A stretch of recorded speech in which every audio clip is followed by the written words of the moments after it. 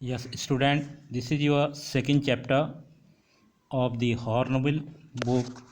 We are not afraid to die if we can all be together, written by Gordon Cook and Alan East. So, in this chapter, here are some expression in the text. So, you have to understand the meaning of these expression, that what is the meaning of the expression. Your first expression is honing our seafaring skills. Honing our seafaring skills, this refers to the effect by the author and his wife to perfect or sharper their seafaring skills. यानी horning and सीफेयरिंग skill से मतलब है कि लेखक और उसकी पत्नी के द्वारा अपनी जो सीफेयरिंग स्किल्स है, यानी अपनी नाव को चलाने की जो योग्यता है, and they advance towards making themselves fit to travel on the sea, और किस तरह से उन्होंने अपने आप को बढ़ाया, टू मेकिंग देमसेल्फ फिट, और अपने आप को फिट रखा, टू ट्रैवल ऑन द सी, समुद्र में यात्रा करने में. Your second expression is pinpricks in the vast ocean. Pinpricks in the vast ocean, this refers to the insignificance of two small islands. यानी एक दो छोटे से जो द्वीप हैं, यानी कम महत्व के जो द्वीप हैं, island in the vast ocean, एक बहुत बड़े समुद्र में, उसको यह दिखाता है pinpricks in the vast ocean. Your third point is ominous silence. Ominous silence means an unpleasant silence. It means something bad is going to happen. Ominous silence का मतलब होता है कि जो unpleasant एक silence होती है, इसका मतलब यह है कि कोई बुरी चीज़ जो है वो घटित होने वाली है.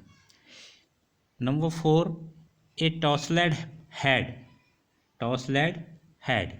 टॉसलेड head means here the author's son Jonathan hair, यानी लेखक का जो लड़का था जोनाथन था. तो this refers to the hair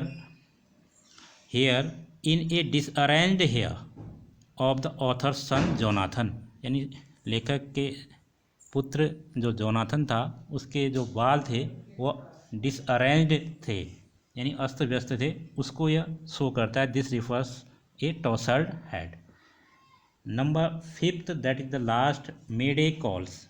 mayday calls is the word used around the world to make a distress call via radio. यानी मेडे कॉल्स का मतलब है कि एक ऐसी कॉल जो पूरे संसार में यूज़ की जाती है, to make a distress call. It means जब आप कभी किसी परेशानी में होते हैं तो वाया रेडियो के थ्रू उसको मेडे कॉल किया जाता है. So these are the expressions. And in this chapter, in this story, the author and his family. तो this is the story about a family which undertakes a sea voyage in their boat Wave Walker. The name of the boat is Wave Walker. So they decided to travel whole the world through a boat. They encounter a lot of problem on their way.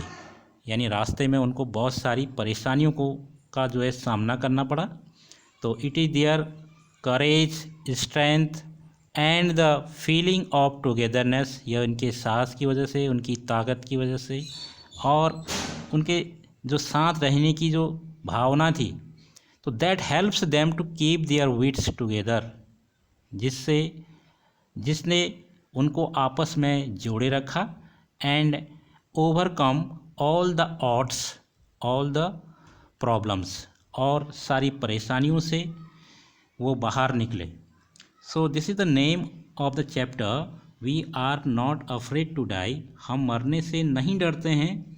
If we can all be together, अगर हम सभी साथ में हैं.